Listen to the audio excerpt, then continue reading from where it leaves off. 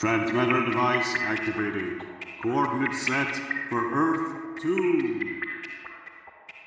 Hey everyone, welcome to the Earth 2 podcast, your weekly exploration of the DC Comics multiverse and the legacy of their Golden Age characters through the Silver and Bronze Ages of comics. I'm Peter Watson. And I'm David Steele. Welcome back. Thank you for joining us. Last week, of course, we read issue 1 of The Freedom Fighters.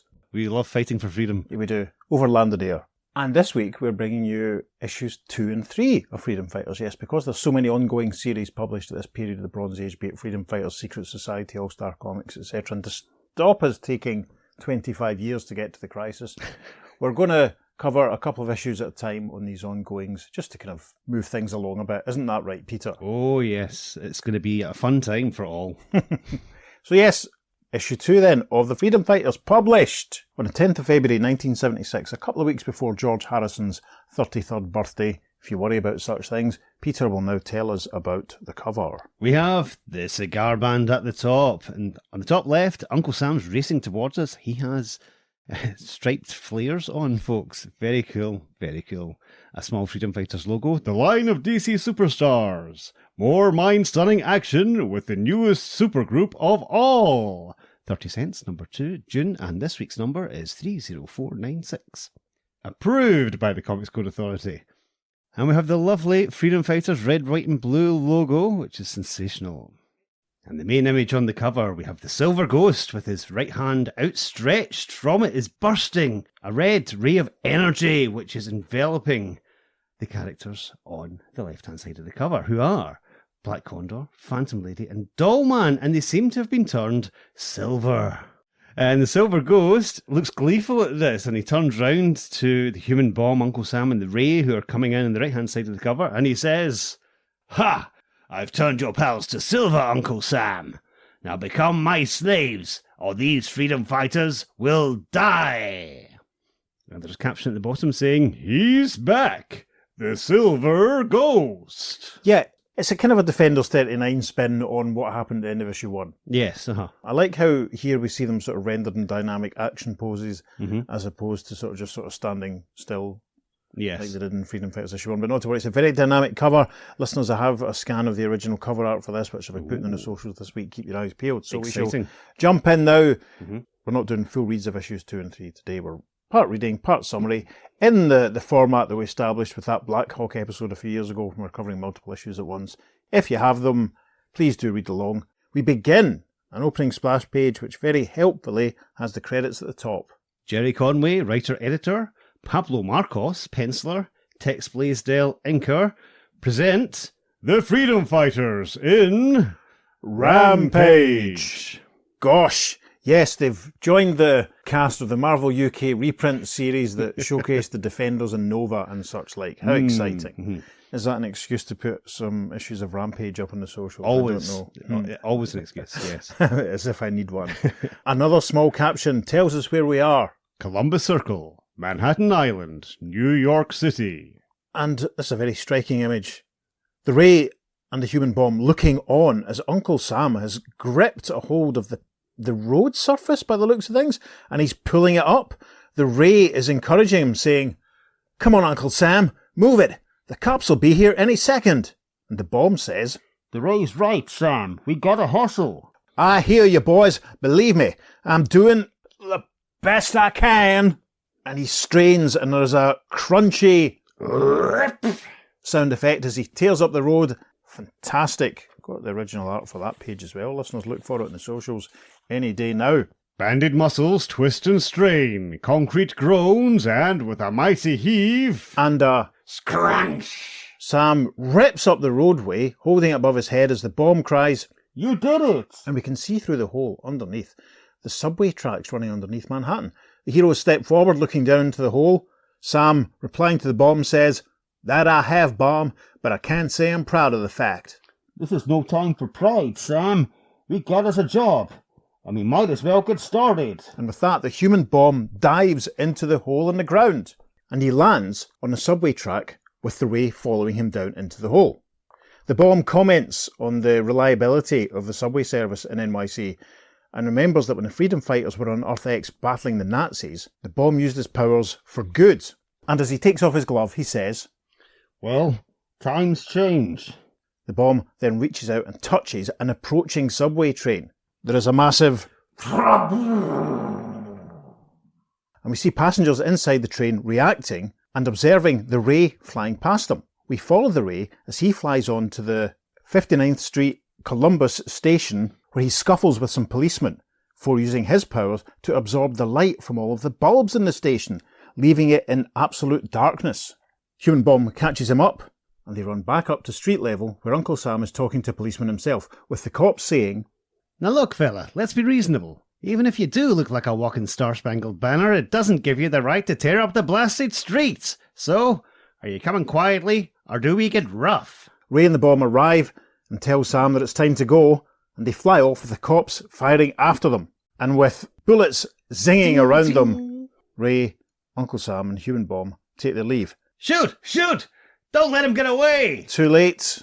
A young cop approaches the senior officer saying, Sergeant Duran, sir, they're gone, sir. I've got eyes, Franklin. 18 years in the force, and this is the first time I've ever seen one of these super characters go bad. Catching a regular crook is hard enough work, Franklin. Lord help us. How are we ever going to catch them? No doubt you're asking yourself similar questions, reader, and we think it's only fair that we begin providing some answers. So... Yes, we dissolve to see the Ray, Human Bomb and Uncle Sam on the roof of a building. Ray perched looking very comfortable. The Bomb gesticulating as he says, Bastard, Sam, what's gone wrong? We came to this earth to fight criminals, and in the space of 24 hours, we've become criminals ourselves. Have we all gone crazy? Maybe we have, Ray. Maybe this world's turned us all topsy-turvy. But dagnammit, we had no other choice. We don't do what the Silver Ghost wants, our friends are doomed. Phantom Lady, Doll Man, the Black Condor, all of those fine folks will spend the rest of their days as silver statues, unless we obey the Ghost completely. Much as we hate it, there it is. The Ray's not happy at this. He yells, No! It can't end this way, Sam. We had such hopes, and now, I know, Happy. Believe me, I know. Sam then has a handy flashback over the next page and a half where he remembers from issue 1, the Freedom Fighters arriving on Earth 1, their first encounter with Silver Ghost and King Samson at the power station and such like, their agreement with District Attorney David Pearson, and the Silver Ghost turning Phantom Lady, Condor and Dollman to silver, and the Ghost saying if Sam and the others want to see them alive, they have to obey his every command. Flashback over, Sam and the Bomb have a rather heated discussion about the situation before we arrive at the top of page 9. Naturally, the Freedom Fighters aren't the only people with problems in Fun City tonight. Consider, for example, a certain district attorney. Yes, a nice shot. Presumably, I think this is a view from Central Park. With That bridge and all that, yeah, okay. And we hear a voice coming from a tall building saying, Pearson, you're in trouble. Inside we see our old pal, named after someone I was at school with, District Attorney David Pearson, sat behind a desk, talking to another chap who's got dark hair, he's wearing a brown suit. Pearson is still wearing a bow tie, which is helpful. He's rubbing the top of his head, obviously concerned about what's going on, and he replies to his pal, Tell me something I don't know, Olsen. I'm the man who allowed those heroes entrance to New York, so I'm the man who will be blamed for what they've done. What else can the mayor do, Pearson? He's got his political career to think of, and... Career? He's worried about politics at a time like this? Pearson gets to his feet, steps round from his desk. You tell the mayor for me, Olsen. Some things are more important than a man's career. This city is in danger, deadly danger. Don't lecture me, you senile old fool. I'm the mayor's chief of staff, not a child. Senile, eh? I'll break you in half. Gosh. Just then... Thankfully, yes, they're interrupted. There is a...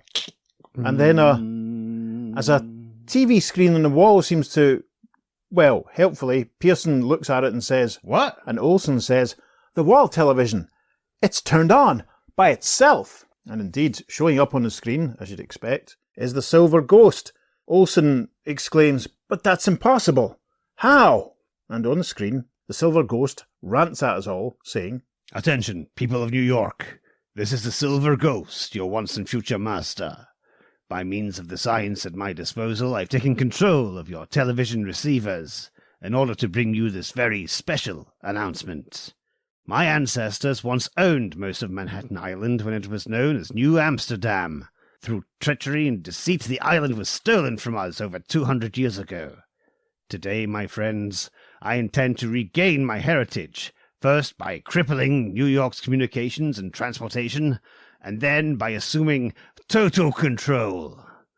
I tell you this as a warning, so that you may flee the city before tomorrow noon. Flee or die at the hands of the Silver Ghost and his allies, the self-proclaimed freedom fighters. Pearson reaches forward and switches off the screen. There's a very satisfying click, and then he crosses to his desk and picks up the headset of his telephone, dials a couple of numbers and says, Hello, Commissioner. It seems we have no other choice. Capture the freedom fighters and, if necessary, shoot to kill. We then cut to a nice exterior shot of the ancestral home of the Van Zandt family. And you can take a drink, listeners, because there's a splendid full moon. Inside the building, Silver Ghost sits at a large table with King Samson and some of his goons. Also, we can see on a little dais the still silver forms of Black Condor, Phantom Lady and Dollman. Silver Ghost slams the table in triumph and yells, Ha! If my forefathers could see me, they'd be amused, Samson. Most amused, and perhaps a little awed. I've done what they couldn't do. I've paralysed New York. And he and King Samson have a good old laugh, so let's have a good old laugh. Uncle Sam, the Ray and the human bomb arrive. There's a brief exchange about the situation before they all fly off to Central Park. By all, that's the 3 freedom fighters, Silver Ghost, a few of his goons, and King Samson, who we see has had a very striking costume change. Mm-hmm. He no longer looks like a member of Marvel's Wrecking Crew, but now has blue trunks and boots, a gold belt harness thing across his chest, and a red cape. He looks quite similar to the Quality Comics version of Hercules. It's a very sort of generic sort of Atlas type character. Yeah. So he's gone from looking like one generic Marvel villain to another generic, perhaps, dare we mention him for the first time this episode, Atlas Comics sort of hero or something. I don't know. Yes. There's no reason given for the change. Maybe someone went, hang on, he looks an awful lot like a member of the Wrecking Crew. Anyway, they all alight, and Silver Ghost explains his intent to poison the New York City water supply with nerve gas. This is too much for Sam, who punches the ghost, saying, Mister, that's all I need to hear. The truce is over. King Samson grabs Sam from behind, and they start to grapple. Meanwhile, the Ray and the human bomb start a rumpus with the ghost's goons, with the bomb sending some flying with a... One of the goons recovers and fires his pistol at the bomb, who thinks, Caught me by surprise. Couldn't dodge. Another shot like that, they'll bust my protective suits. 2 goons close in on Roy, and one says, Now, Fritz, shall you finish him, or shall I? and the bomb thinks. Bomb, old boy, you're sure in trouble now. Elsewhere, Uncle Sam is able to wrestle himself free of King Samson before sending him flying with an overhead kick throw type thing. Looks very good. Sam sees the goon about to shoot the human bomb, comes to the rescue by throwing a handy log into the back of the goon's head. Thunk! Gosh. Up in the sky, the Ray takes down a couple more of the ghost's goons before setting his sights on the man himself as he flies past. The ghost has obviously realised that the Ray is behind him, because he thinks, If he catches me before I can silverize him, I'm finished. Have to trick him. the Ray closing in on the ghost thinks, Time things to the second so I can twist around and... he does twist, but Oh no! they start to plummet from the sky, with the ghost saying, You move too fast. Can't grab you. Yet... they hit the ground, and we see that the Ray's right arm seems to be in a pond or a pool or a puddle of some description. The reservoir, maybe? Maybe it's the reservoir, could be. Probably more likely, let's be honest. The Ray looks stunned, but the ghost says, The fall bent your ankle.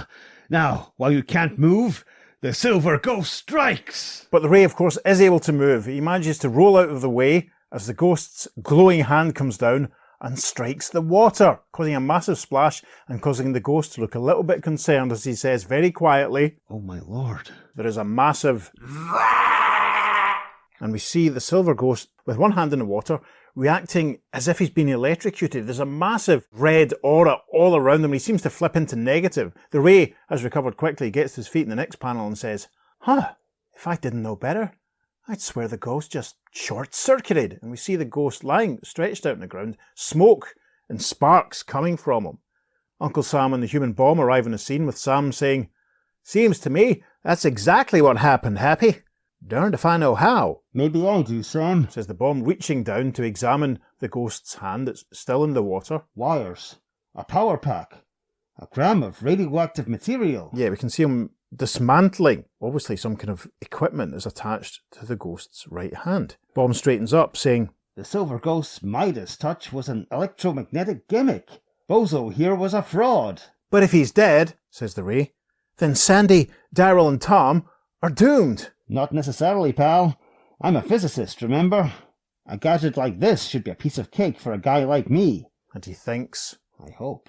Over the page, final page of the story, a caption sets the scene. As the first mellow light of dawn creeps over the weary facade of the Van Zandt mansion, a life and death drama unfolds within. Inside, we see the silver forms of Phantom Lady, Black Condor and Dollman. The human bomb is firing a gadget at them which surrounds them all in a sort of golden aura. Bomb is thinking, This gotta work. If Sandy's dead, and we see that the Ray is thinking, do it, Bomb, save her. Save them all. And we get a nice shot of Sam, the Bomb, and the Ray looking very concerned as a caption reads, Long seconds crawl by as energy flows through the darkened room, twisting, charging the air with ozone, changing, sound rising to a high-frequency shriek, until at last the tortured shapes move, and 3 freedom fighters breathe once more. Yes, over a couple of panels we see silhouetted forms of Phantom Lady, Condor and Dollman, smoke and light all around them. And then with a nice crackle of Kirby dots and some arcing electricity, they are restored to normal. Hooray! Uncle Sam says, Now, that's a sight for these tired old eyes. Welcome back, folks. Dollman leaps into the human bomb's hand as the human bomb says, You know, this is the first case we've won since we beat those Ratsies back in Earth X. and taking a big stretch, Dollman says, And man, does it feel good. in the background the Ray can be heard saying, I've got a feeling things are going to be just fine from now on. Rights? But he's interrupted as from outside a voice over a tannoy yells, Attention, freedom fighters! This is the police! Surrender at once! Or we open fire! and a caption reads, And if you think this is a cliffhanger, wait till you read our next issue. On sale during the second week in April. Well, issue 2. I have to say I really, really liked this. I thought the art was astonishing. Some of the best art I've ever seen in any of the comics we've done. I mean, the panel of Bomb, Sam and Ray looking all concerned in that last page is great because they generally look like people underneath the mask or behind. Certainly the Ray at the front just looks like he's aged about 10 years with concern. Yeah. Yeah, it's gripping. It's really good. Yeah. All the panels of the Bomb using his powers, whether it to be blowing up trains or blowing up goons or whatever, they're all tremendous. It's all very dynamic. The manic look in the Silver Ghost's face as he's about to reach out to get the Ray is superb. Yep. The page and a half flashback is quite interesting because we see, the events of issue 1 in a slightly different style, and it's a weird colouring sort of effect where the Black Condor appears to be wearing an all-in-one white body stocking rather than just his own naked flesh, so that's quite amusing. Obviously, we haven't read every single page in detail just to try and get through, but I think we covered all the main sort of stuff. I love just the perspective that was chosen for a lot of panels. It's very, very dynamic, very fast-moving. Everything's clear. There's some nice panels when more than one thing is happening at once. Yes. So that's telling the story, visually, etc., rather than, captions spelling everything out all the time. I was really, really impressed with this. And we alluded to it a couple of times in the reading there. The colouring especially is gorgeous. Yes, very much so. The panel where the ghost gets zapped, hoisted by his own petard, is terrific.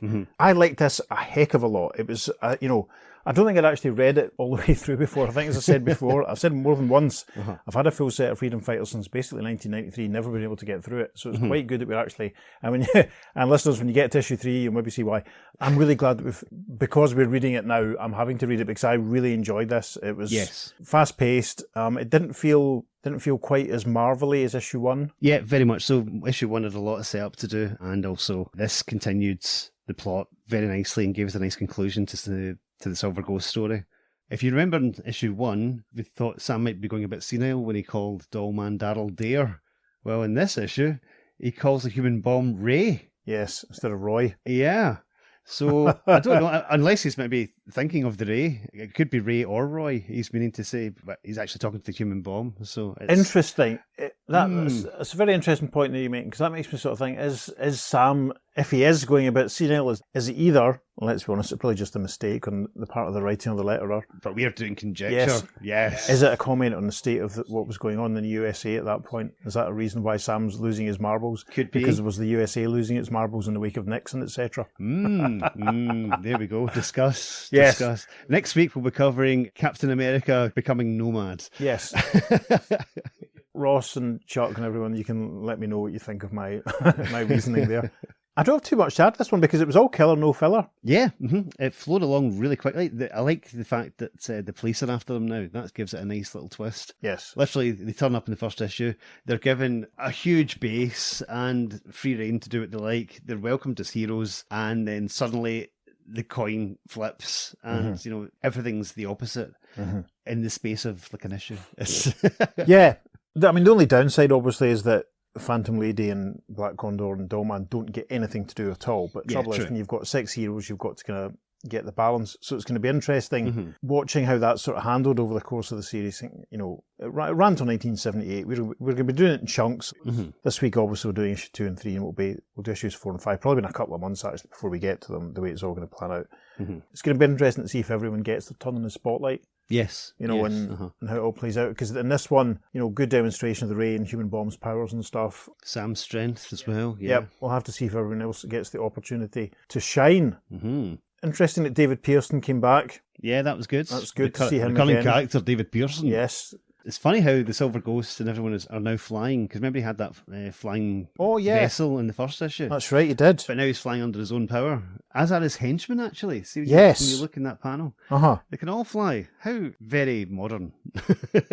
Yeah, I'm also sort of intrigued as to the costume change for King Samson, because I think his costume in this issue looks more like you'd expect someone calling themselves King Samson to look like, rather than last month's. Hard hats. I'm trying to think of another. I'm trying to remember the names of the wrecking crew. Wrecker, Thunderball, Bulldozer. Was a Pile Driver. Yep. It's like Bulldozer's helmet almost he has. Yeah. Do I have a handy Defenders reprint so we can have a look? Have a look at Defenders 17 and 18, yeah. Yes. I'm trying to think of some other kind of building site terminology that King Samson could, in issue 1, could be called. Well, am the foreman. Yeah, or something. Or Hard hat. I think hard hat's hard hat probably works, actually, yeah. Did the wrecking crew like the village people discuss? Well, it was the 70s, so yeah. So, with our discussion out of the way, let us jump to the contemporary correspondence. So the first letter on Freedom Fan Mail from issue 4 goes like this. Dear Jerry, the problem with creating a new super team, as opposed to gathering together a group of heroes who already star in solo series, is that you have to give them real personalities all at once, without sacrificing the action necessary to the first few issues of a new book. Jerry found a good way to get that accomplished in Freedom Fighters 2. Hide half of the team for an issue and concentrate on the leftovers. Luckily, we got to see the better half in action. Uncle Sam remains the most interesting member of the Freedom Fighters, but the human bomb is coming up fast. Here we have a hero with a really destructive power who actually enjoys blasting the enemy. It's a refreshing change from the hero who assumes a pained expression and laments the fact that he has to harm others in order to do good. I hope that the permanent writer, whoever that's going to be, can manage to keep this facet of his personality without making him a raving sadist. No complaints in the art department, though I am tired of playing 20 questions about who is going to be drawing Freedom Fighters next month. Comics have had trouble finding a permanent creative staff before, but this is ridiculous. And it's a different artist again for issue 3. He's got a point. And that was Kevin L. Callahan from Brea, is that? California. Yeah. Editorial response reads, while there's really no such thing as a permanent creative staff, you can count on Ramona Fraden at least being on hand for a while. Yes, she was issue 3, as we'll find out very soon. As for the human bomb, we'd argue that he doesn't enjoy harming his enemies, but his hot-headed temperament makes getting even especially rewarding for him. They don't call him the human bomb because he's a failure, you know. Okay.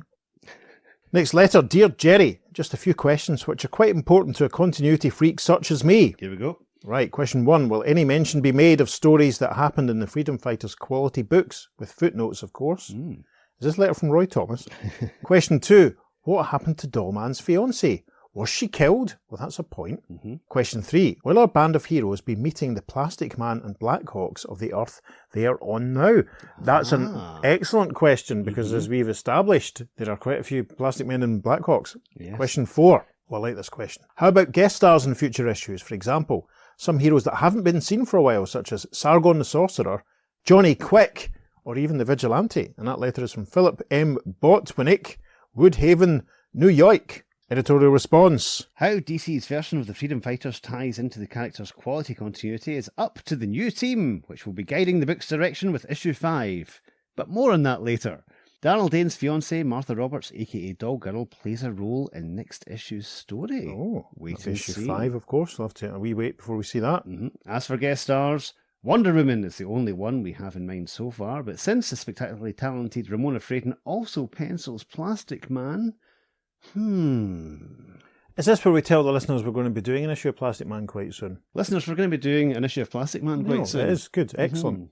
The next letter says, Dear Jerry, Freedom Fighters number 2, not as good as the first. Primarily because of the art, but still outstanding as it promised continuity, an idea new to the DC line. Next issue, Fradon? Fine, as long as Sandy doesn't look like Sunday supplement. But may also suggest Jose Luis Garcia Lopez. In future issues, I'd like to see how the Freedom Fighters in not-so-secret identities fit into normal New York City society. And I still don't like the costumes. So says Carl A. Strickland, Chapel Hill, NC, North Carolina. Must be. Yeah. That's an interesting letter. Editor response. By now you've seen Ramona's Phantom Lady. What say you? We're more than satisfied with her work. Besides, Mr. Lopez is too busy with his dazzling work on Tarzan and Superman to lend his pencils to the FF. Bit more chat to a column already chock full with tantalising predictions for our next issue. Allow us to add those readers who wrote in echoing Bob Brody's suggestion of a Wonder Woman Uncle Sam romance in issue 1. We advise you not to miss Freedom Fighters number 5, in which Sam and the amazing Amazon find quite a lot in common as they struggle along with the other FFers to thwart the imminent destruction of Manhattan. Manhattan's not going to have a good time in this series. I somehow get that feeling. There's another bit of text. There's no such thing as a permanent creative staff, or there seems to be an echo in this letters page department. As of this writing, editor Jerry Conway is preparing to leave the firmament of DC superstars to seek greater fortunes elsewhere. While we hate to see him go, we wish him the very best in his new endeavours. We invite you to join us in welcoming the new team, which will helm this magazine beginning next issue. Story editor Bob Rozakis, managing editor Joe Orlando, and art director Vince Coletta. Until then, we remain open to comments, criticisms and suggestions. Care of Freedom Fan Mail, blah blah blah blah. Cool. So that was all the correspondence from issue 4 dealing with issue 2. We now move on to issue 3 of the Freedom Fighters, published on the 6th of April 1976. A whole 6 days after the second birthday of Stuart from Menswear. Yay! So happy birthday, Stuart Happy from Menswear. birthday. Mm. Quite a lot going on this cover. I'm going to leave it to Peter to tell us all about it. DC Comics salutes the bicentennial. Oh, is it the first one of those we've had? It is the first Excellent. one we've had. Yep. Of course, because it is 1976 after all. Cigar band at the top, same as last issue. Uncle Sam running towards us, wearing his stripy flares, the Freedom Fighters red, white and blue small logo. The line of DC superstars. We'll bet you've never seen a villain as deadly as Skragg, the Super Sniper.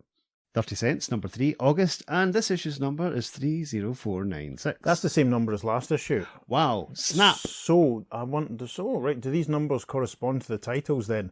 They must do. Approved by the Comics Code Authority. From the forging fires of World War II, the Freedom Fighters. Huge red, white and blue logo there. Looks fantastic. But the main image on the cover, we have someone who looks a little bit like the Kryptonite Kid.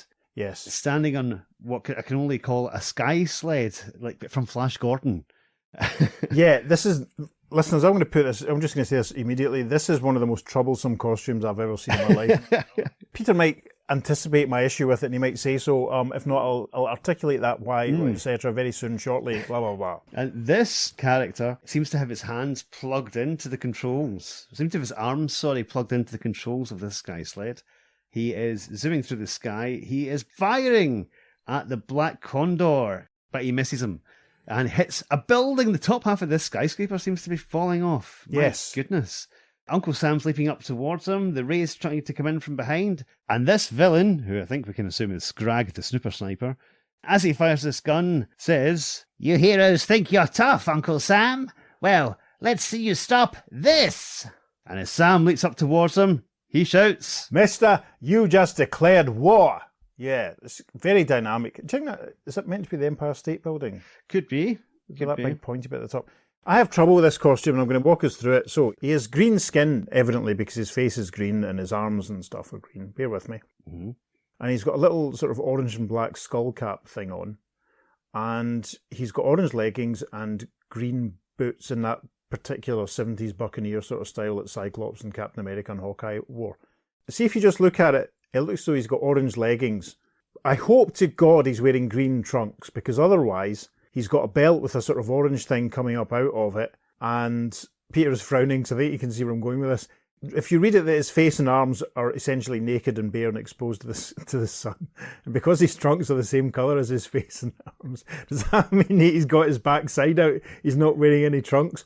Or were the trunks supposed to be coloured orange and the legs supposed to be coloured green? Do you see what I mean? Discuss, yes. It's horrible. He's taking colour matching to an extreme.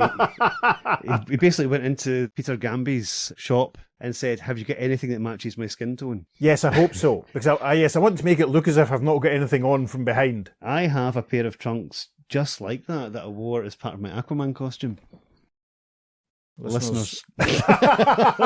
Listeners, if you're very good, Peter might post some photographs of him in his Aquaman costume on the socials this week. When's the next time Aquaman's going to turn up? Maybe we should save it for that. Oh, not for a while. Aquaman's not been hardly ever been on this podcast. Very odd. Anyway, there is though an issue with Adventure Comics I want us to do at some point where both the Aquaman and Johnny Quick stories deal with sort of other versions of them, which would kind of work as a legacy thing. So maybe we'll do one of them soon, or maybe we'll do them both soon. Who can say? So yes, very dynamic cover. This guy, as Pete said, it looks as if he's like plugged into the machinery, so we'll have to see how that plays out. Very interesting. Mm-hmm. So into the story, and things pick up right from the end of issue 2. With everyone inside the Van Sant mansion and the police shouting at them outside, and the caption kicks us off reading, Back again, the most valiant defenders of liberty on this or on any other earth. The Freedom Fighters. New York, a city with a lot in its mind, and tonight all that urban anxiety is concentrated here. A newly deserted mansion whose aged walls shield a sextet of superpowered fugitives. So yeah, lots of police, all armed, and there's barriers to stop members of the public getting too close, and there are big massive searchlights playing all over the building, as some more captioning reads. Behind the grim army of police, the onlookers shift their collective weight, anxious for a glimpse of something. A would-be suicide, perhaps? But could they see inside the building, they might realize that this crisis is nothing quite so commonplace. From outside, a policeman yells into a megaphone, You've got 10 seconds to surrender. After that, tear gas. Uncle Sam speaks first. Looks like the first move is up to us, kids. The Ray, who's already glowing, says, Phantom Lady and I are ready, Sam. Bam, says Sam, and we can see that Mr. Lincoln's left hand is already bubbling and flaming as he says, I don't need to be told, old-timer. Black Condor seems to be leaning out the window. Phantom Lady is already firing her little blackout device on her wrists. Okay, lots happening. A tiny caption gives us the credits for this issue. Story, Martin Pascoe. Art from Mona Fraden and Juan Canale. Colouring, Liz Berube. Editing, Jerry Conway. Well, those are some names to conjure with. Another caption reads, For you see, the crisis concerns the now infamous Freedom Fighters. That's a very complicated page 1. We arrive at the top of page 2. The caption continues, And it's their own freedom they're fighting for. The one called the Human Bomb merely brushes his fingertips against the wall, and instantly there's a blinding flash and an eruption like an earthquake in hell. Yes, there's an enormous as we see the building exploding and the heroes flying away from it. Black Condor is bearing Phantom Lady and Uncle Sam along. You can see the human bomb at the heart of the explosion. The Ray's flying out himself. Can't see where Dollman is. He's probably in Sam's pocket or something. I'm sure we'll find out in a moment. And in its wake, the Super Six are free. While the others are borne aloft by the Black Condor, the Ray has his own method of travel. Riding a light beam, he glides over the floodlights and, as effortlessly as flipping a switch, shuts them off. Yeah, very interesting shot of Ray flying past a floodlight and almost looks like he's sucking the light straight from it into himself. And then we see him hurling what looks like a fireball at a police officer as he yells, "I hate to do this, fellas, but I've got no choice. You see, I have one more trick in my repertoire that this Earth hasn't seen yet. Sure, I can absorb light, but what goes in must come out. Like so." And we see one poor officer being struck in the face by a ball of light as he yells, Yeah, my eyes! Phantom Lady turns to one of his colleagues here and says, "Okay, Phantom Lady, I've left him in the dark down there." To which Phantom Lady says, Now it's time for me to shed a little light on the subject up here. Ray replies, "A smoke screen created by your black light ray? Very clever, Sandy." Sure, this way the police will never find us. "They will, lest we find us a new hideout. Pronto," says Sam. "There's no point going to our old armory now." And asterisk leads us to a caption reading, Given to the FF by District Attorney Pearson in Issue 1. Glad someone's paying attention. Yes, we can see Dollman in this panel, standing on Condor's shoulder as he pulls Sam and Phantom Lady along behind him. They're all flying off. While below, Yes, we see a senior police officer helping a man with white hair and a bow tie to his feet. Other police officers scattered about the ground looking very pained and unhappy. The senior officer is saying, "Pearson, what brings the district attorney here? Trying to get yourself killed? Considering you're responsible for those freaks being here, the commissioner probably wouldn't think that's such a bad idea." Blast it, Frank. I couldn't have got rid of them if I'd wanted to. The immigration laws don't cover aliens from another Earth. Well, there are laws against destroying municipal property, and I plan to see those criminals apprehended, even if I have to kill them to do it. And another star leads us to a caption that reads, Last issue, but hang on, it'll be explained. Yeah, that's probably got to be stuff to do with the railway station trouble that they caused last time. Anyway, right now, turn time ahead 12 hours to the New York suburb of Larchmont, where the early morning sun lights the stage for a new cast member's entrance into this strangest of dramas. His name is Arthur T. Somar, Ted to his friends. yes, we see a lovely, very expensive large house, sun coming up behind it, path leading up the driveway, lots of windows and chimneys, and inside in a very contemporary, very stylish looking living room. See an older man, thinning grey hair, wearing an expensive looking petrol coloured suit, very sharp orange tie, cup of tea beside him, holding a newspaper. The captioning continues. He has a wife and 3 children, sits on the board of directors of 4 major corporations, is a regular churchgoer, and is always kind to the neighbours' children, the cleaning lady, and small dogs. Oh, and yes, one more thing. He's also a homicidal maniac. And we see Ted scrunching up his newspaper and his eyes widening almost as if he's surrounded by a golden aura. This does not bode well. And listeners, I'm just putting this out there already. Didn't like this issue very much at all.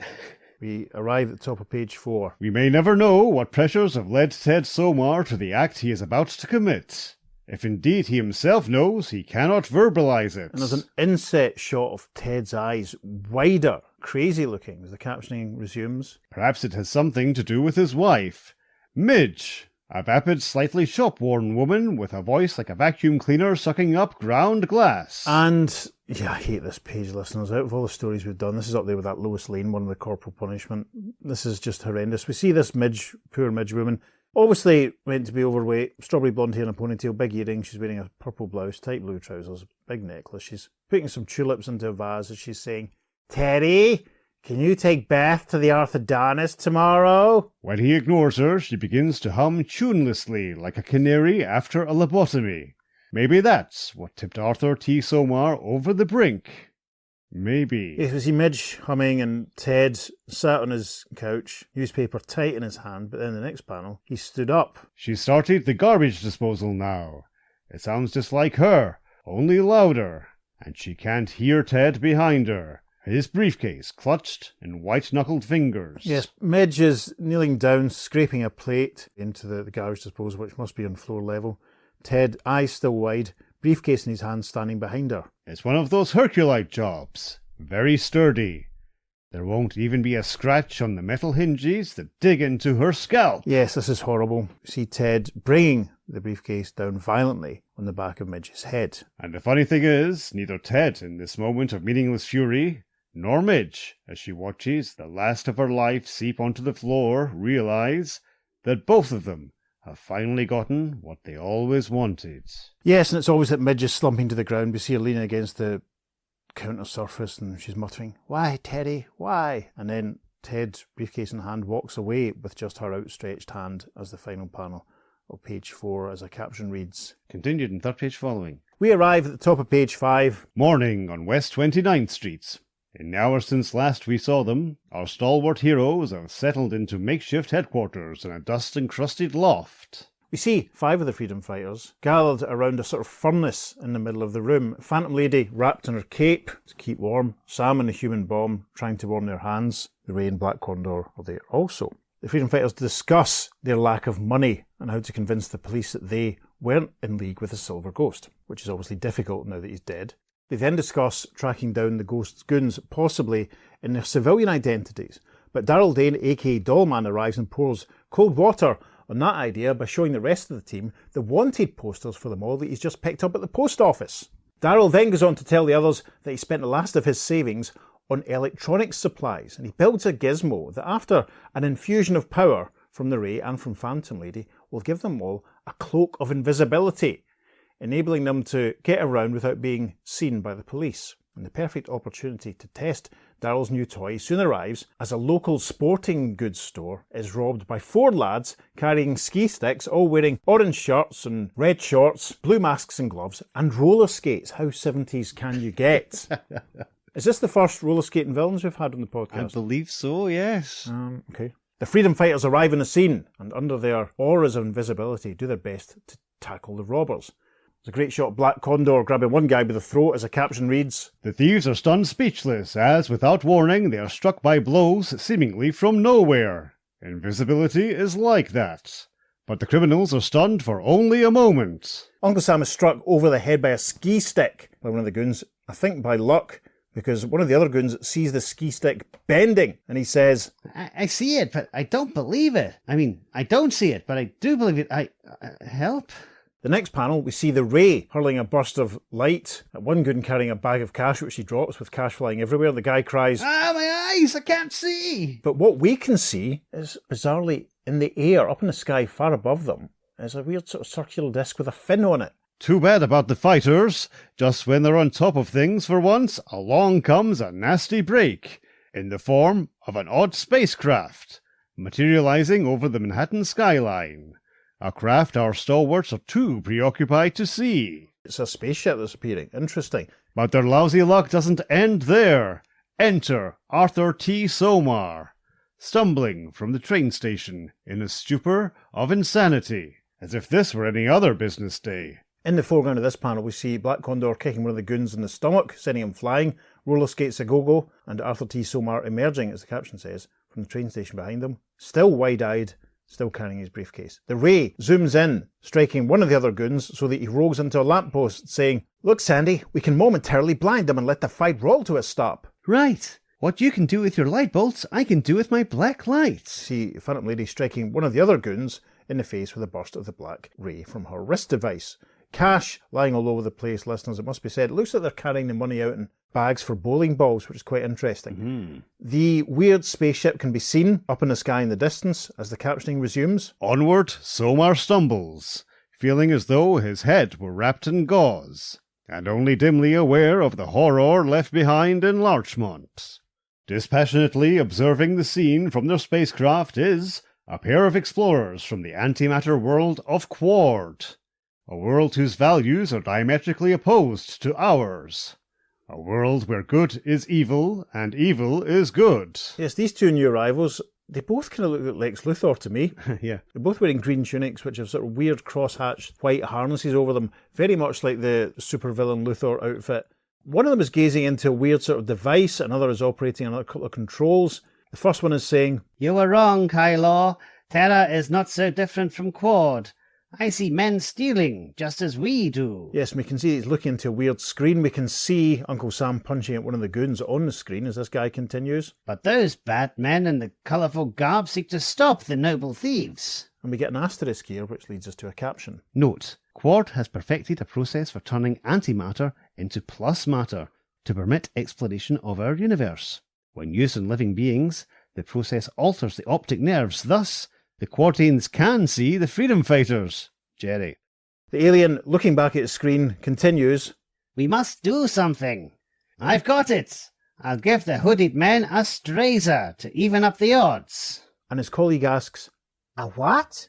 A strazer, you know, a strafing laser unit. And he reaches forward to operate a control. An unearthly beam snaps from the ship, a force that is not solid, liquid, or gaseous, but a combination of all three. Yes, this beam strikes none other than Arthur T. Somar. Unfortunately, the marksman's aim is somewhat less than accurate, for these are not Quartian men, but boys. Quartian Boy Scouts, if you will. From inside the spaceship we hear a voice saying, You'll win the Yokalian Merit Badge for this, Nemak.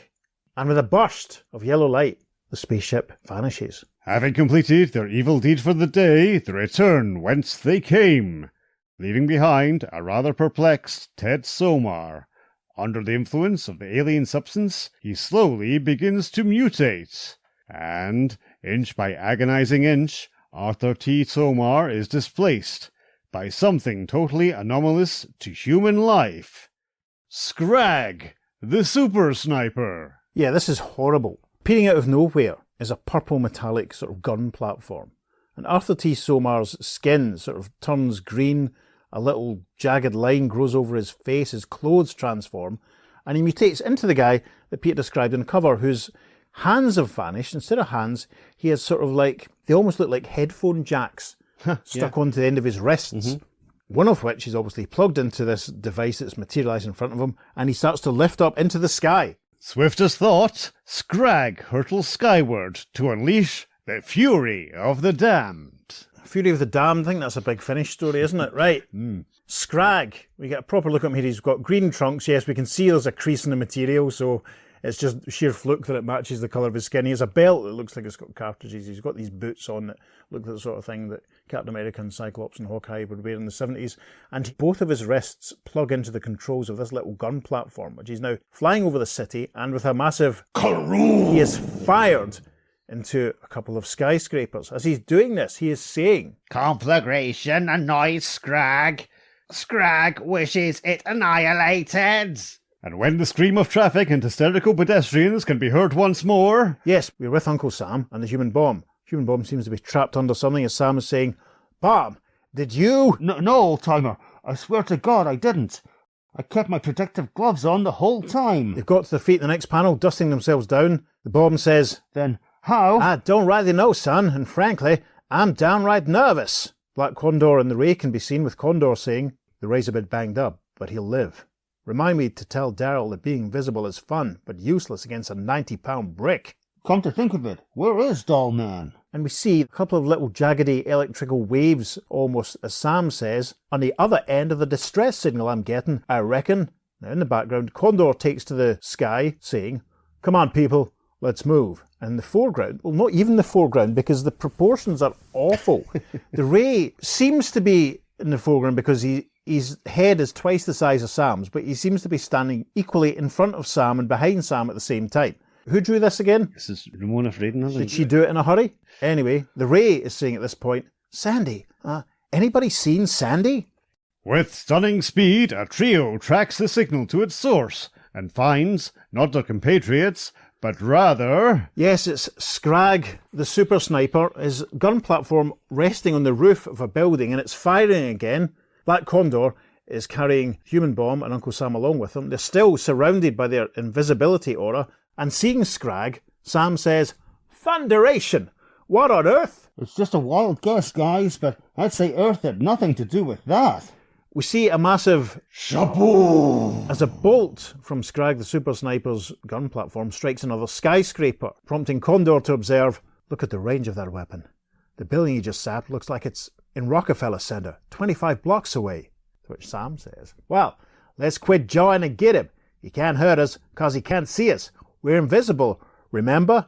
But then in the next panel, Skragg unplugs his left hand, no, it is a hand, his left socket, if you like, and with a fires a burst of yellow energy at our heroes, prompting the bomb to say, Invisible, my radioactive foot! Black Condor gets a dynamic close-up at the end of this page as he says, Daryl's device is working perfectly.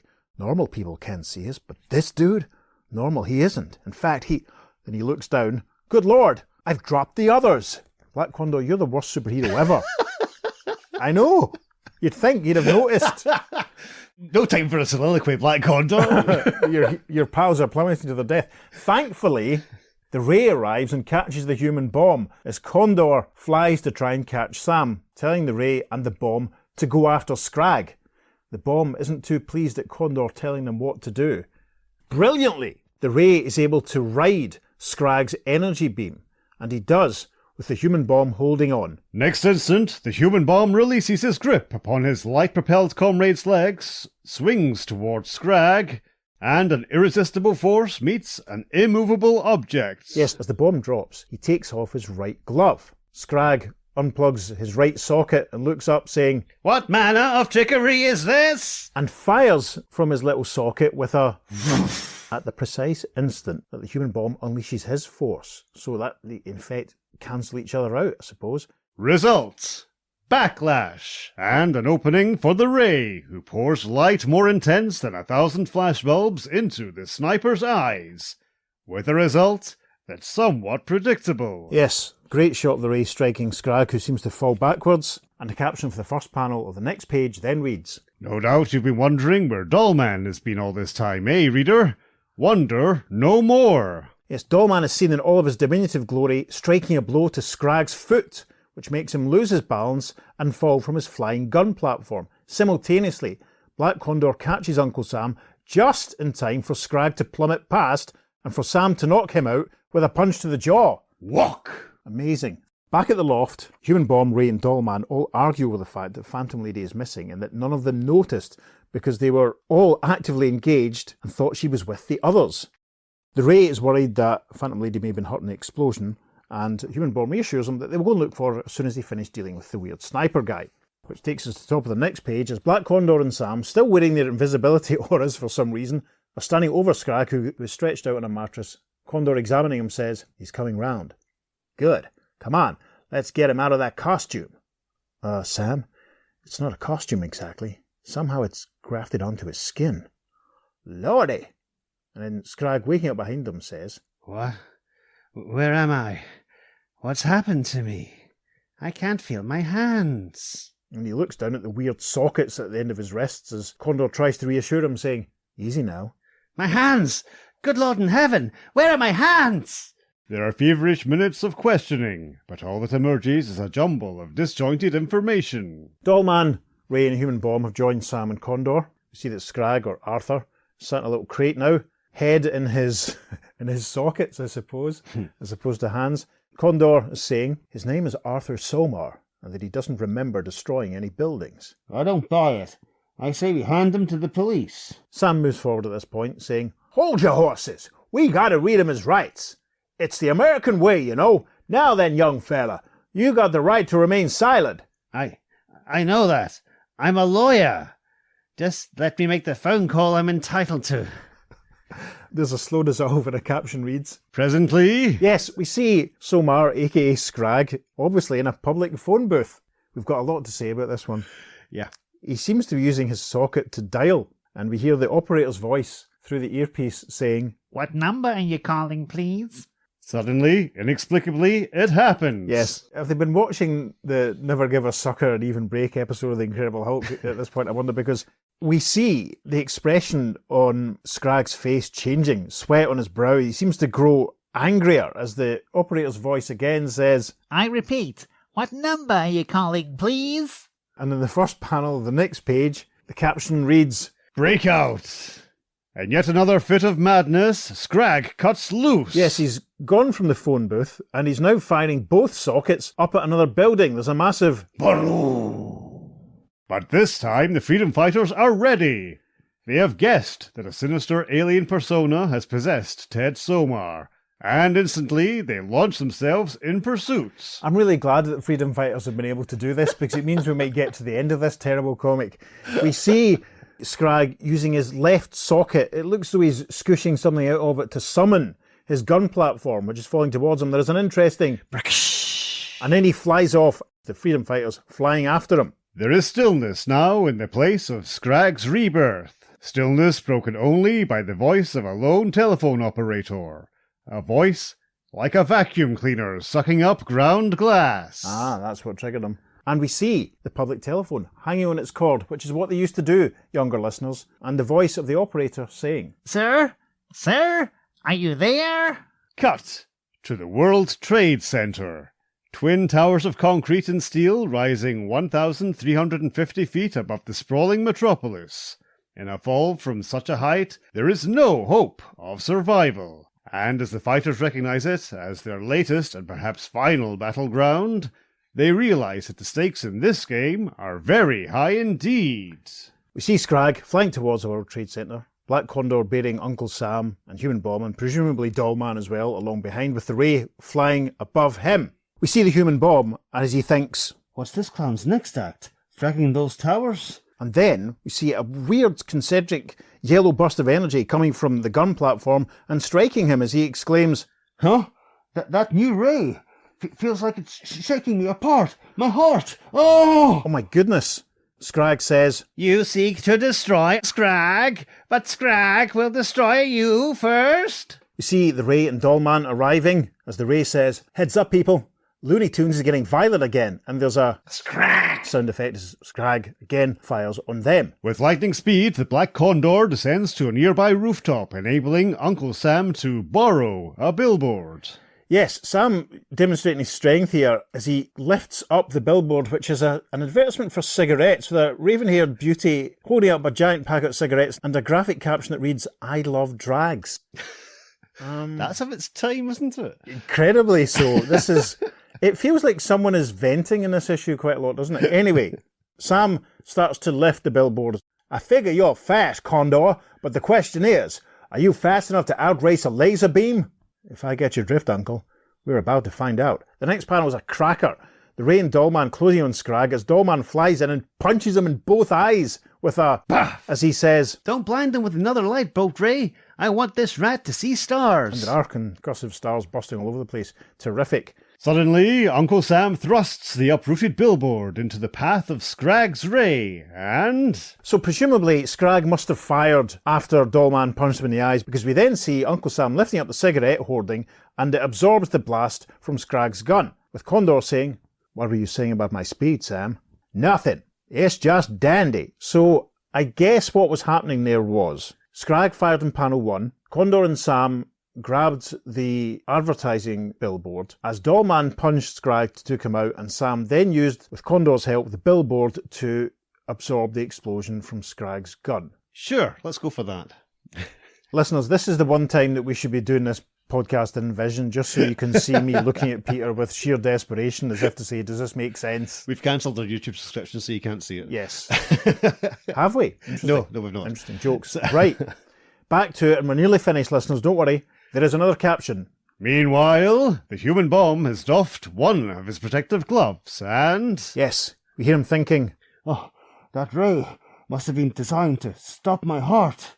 So maybe my own explosive energy can get it started again. and with that he places his left hand on his chest. There is a little burst of energy. He thinks, Starting to feel better already. And then, with a Herculean effort... the bomb jumps forward and, still with his glove off, uses his left hand on the base of Skragg's gun platform. There's a terrific sound effect. And as we arrive at the top of page 16, captioning resumes. And when the smoke clears... You see, with the ray hanging overhead, Skragg is attempting to hold on to the side of the roof of one of the twin towers. The ray says, "Great Scott, he can't hang on. He has no hands." Help me! Says Skragg. With no time to spare, the ray dives in for a save. And he attempts to hold on to one of Skragg's wrist sockets, saying, "Hang on, Somar, I've got you." But, inexplicably, horrifyingly, the ray's hand becomes wraith-like, as ethereal as a handful of air, and Skragg's plunge goes unchecked. Yes, we see Skragg falling from the ray's grasp. As he plummets to the ground, he yells. Dollman standing in front of the ray as the ray examines his left wrist and hand, saying, My hand. All of a sudden, it just wasn't there." Dollman says, The power transfusion. It must have given you more of Phantom Lady's power than I figured, causing you to phantom out in a moment of crisis, just as she does. And an asterisk takes us to a caption that reads, See Fighters number 1. or last week's episode, obviously, if you remember that altercation outside the power station. Uncle Sam and the human bomber in the next panel, with Sam saying, God darn it, you two, stow the science lecture and get a move on. Roy's still pretty weak. Let's get him back to the loft and start looking for Phantom Lady. Minutes later, at Fighters headquarters, Kondo's going through a massive book for some reason, and he's saying, in each of the buildings Somar destroyed were the offices of corporations he served as a director. Obviously some kind of revenge motive, but still. Then he speaks for his all listeners when he says, there's so much to be explained. In the background we see Human Bomb and Dolmans and Civvies as Darrow. Sam is saying, I don't want to sound like a grade B movie serial, but I got me a hunch we haven't seen the last of that Skragg fellow. At that point, the door opens and poor Phantom Lady staggers in looking very the worse for wear as the Ray says, Sandy, what happened? Gosh, fellas, I hope I didn't let you down when you needed me, but I've been buried under a ton of brick after that guy blitzed the garden. I was stuck there for the longest time. I just couldn't seem to phantom through the rock. Ray moves over to give her a hug for comfort as Dollman says, Of course not. My power transfusion probably sapped your powers a bit. Sorry about that. He then crosses to the wall. We see the wanted posters for all of them as he continues. People, I just remembered something, and you're not going to like it at all. I signed for the lease under my own name before we saw these, which means... It won't be long before the NYPD finds us here, Condor concludes for Dollman. Human Bomb chimes in with, Terrific. I guess that means it's pulling up stakes time again, huh? It seems so. But where to? Another city? Another country? Phantom Lady then says, Gee, guys, all we have to do is surrender. Surely the police will believe us. All we have to do is explain, right? To which the Ray says, Forget it, honey. The only smart thing is to go back home. To which the Human Bomb says, What? Are you kidding? If only we could. And we see Uncle Sam looking up at a starry sky for some reason. I thought they were inside as he says, Well then, by Juniper, we gotta find some place to go. We just gotta. In all the cosmos, there must be somewhere the freedom fighters belong. Mustn't there? And a small caption reads, End. And another caption reads, next issue on sale during the first week in June, guest starring Wonder Woman. Well, remember I said I really enjoyed issue 2? I think that's one of the most unpleasant and difficult to read comics I've ever experienced. I thoroughly enjoyed it. It was ridiculous. Right, I mean, I'll be honest, the brutal murder of the woman at the start Yes. is horrendous. Yes, that's true.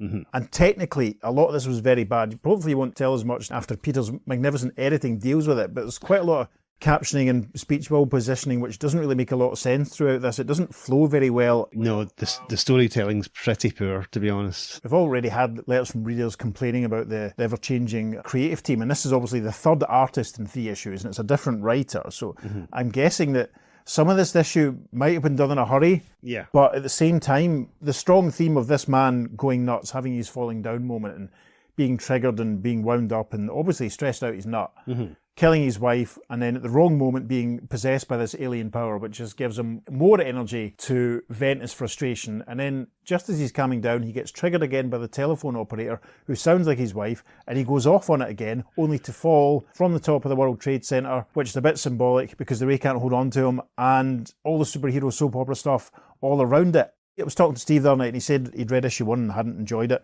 Didn't think it was that great. And I'd said to him how you and I quite enjoyed it, and I quite enjoyed issue 2. But this just makes me want to give up on the Freedom Fighters. If things don't get better. I mean, it's just, this was not a pleasant read. I mean, some of the art was quite nice. Some of it's quite dynamic, but it's so clunky in the telling at points and it doesn't flow. And the weirdness of the 2 aliens from Quard turning up for 3 panels. Yep. It's just bizarre. But they're not even adults. They're just kids that have got this spaceship that have come over. Yeah. And with all this power, and they can transfer it to... I mean, that's insane. Yes. Yeah. Brilliant, though. But I'm glad you think it's brilliant. No, that's the sort of madness I love in DC Comics of this era. Okay. It's just throwing everything Sure. in. I mean, they're Quardians. They are from another universe. Quite appropriate for our podcast. We should do it. When we've talked about this for years, doing a Quad episode. Should do a Quad episode. Anyway, maybe before Crisis. and we still have to do the Mira's first appearance thing because she's from another dimension. Yes. We still have to do that. Anyway, we are paying attention to ourselves, listeners. Don't worry. The freedom fighters baffle me because apparently they were working together for years fighting the Nazis on Earth X, and they're just such a ragtag bunch. They don't really have any proper teamwork going on. Yeah. You think they'd have their equivalent of the fastball special or something like Sure. that, and some tactics? Yeah, it's demonstrated, but as you say, it's demonstrated by Black Condor dropping the other heroes he's carrying. I know, you think he'd be used to it by now. And it just seems that he is literally the sky taxi for them. Yeah, because I don't think he had a single line of dialogue in what we read from issue 2. No. Because obviously he was a statue, but when he recovered at the end, he didn't really say anything. Yeah. It feels a bit rushed and a bit hurried and a bit unfinished, this one. And it feels like a kind of particularly bad Deadline Doom Marvel fill-in issue or rushed Marvel job to me. Even just the way that Skragg is sort of coloured, with his green skin being the same, for his face being the same colour as his underwear and his boots. It's just sloppy is the word I think for this issue. There is it's not all bad. There's some interesting ideas, and it's interesting that they're doing this really mature thing, I suppose. I mean, it's like something out of a movie, man killing his wife and all that, but that one page is horrible. Yes. It borders on sadistic. Yes. It's a far cry from the usual sort of superhero fun. This is Vertigo stuff. Sandman Mystery Theatre creeping in there. Yeah, because we see this man physically bludgeon his wife to death. I'm appalled that this is in this comic. We could have had him instead just going a bit mad in the eyes and walking out of the house with his wife sort of calling after him, Teddy, what's wrong? Yeah. Her death is told in a very unpleasant way. You really get the sense it was painful and nasty, and she did not have a nice time of it. And they have 3 kids. Yeah. So what's happening with them? Then he gets transformed into this alien who the caption tells us is called Skragg the Super Sniper. And then he starts talking about himself in the third person. So is this something that was programmed into the transformation that the Cordian sent? Looks this like sense it. of identity, yeah. And then he almost sort of returns to normal, but then gets triggered again. And it seems like Pasco is trying to say something. I mean, is this the flip side of the Glenn Campbell song, The Dreams of the Everyday Housewife? Is this him making his comment on the pressures of executive life in the 70s? Is that Glenn Campbell's first mention in the podcast? Probably, I would hope not. It's, this is the bit that's grabbed me more than anything else. It's like, why is Pasco choosing this comic to tell in such a weird way this sort of story? I'm just wondering, is this like before or after Taxi Driver or Network or other like Taxi Driver? I mean, this is published in 76, right? So let's do a quick, because that was kind of a zeitgeisty thing then of like people just having huge breakdowns in cinema or on TV or whatever. So yeah, according to a quick look at Wiki, it was released in February 76. Right. So okay. it's entirely possible that Pasco might have seen it. I think it's very timely. But it strikes me as the sort of thing, indulge me because I know I'm going on a fair bit about this. Sure. This would be a better fit for a Man-Thing story. Oh yes, I could see that. Yeah.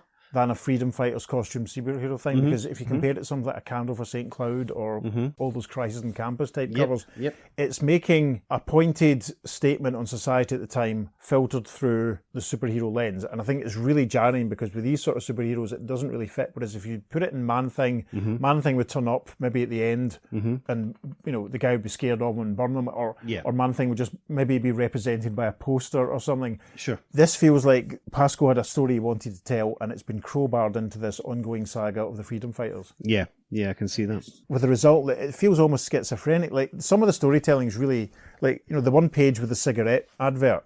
A couple of points, listeners, when we were recording this, we had to go back and redo things because we are following the panel narrative order, but then realised that some of the stuff was sort of happening simultaneously. So we're having to go, wait a minute. And obviously we're doing this sort of combined reading, sort of summarising as we go on, just to kind of try and save us time. I don't know how much time it saved us today. And in some panels, the dialogue actually starts on the right-hand side of the page and not the left, which is very, very awkward for this. There's one panel of Ray and Sam and the bomb when they're flying up, and reading it, at first you think, right, did Bomb speak first? And as you actually know, it's Sam that spoke first. It's very messy. I mean, I've rambled quite a bit there. Do you what you said you enjoyed it, so let's talk about the stuff that you liked about it then. Yeah, I did enjoy it. I like the idea of the freedom fighters on the run, although this whole idea of, let's give us an invisibility cloak. How do they switch it on and off?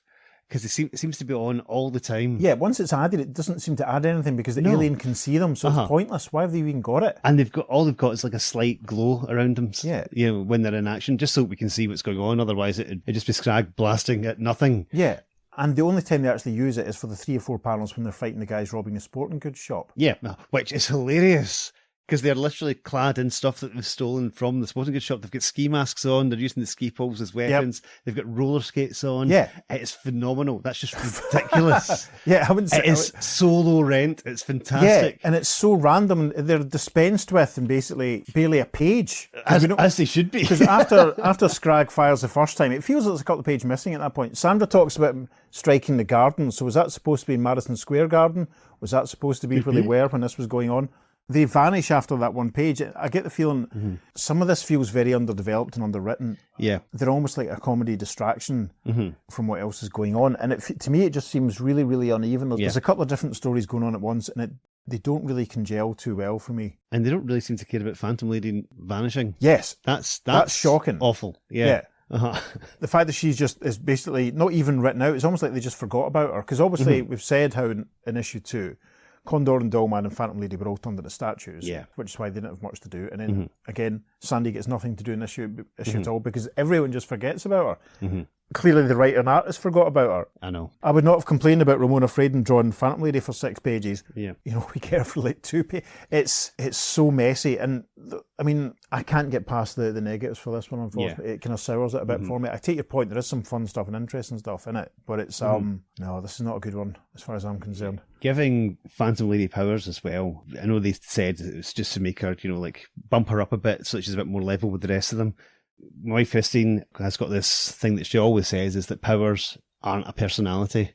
It's much better to have a personality than it is to have powers. Sure. In comics, because you're not your power. You should have a personality. And she doesn't really. I mean, they're mostly all pretty Cypher-like, it's... Yeah. Sam obviously has got a bit of a personality because of, his origin and who he is. But the rest of them, you could interchange some of the dialogue between them, no bother, and you wouldn't have a clue.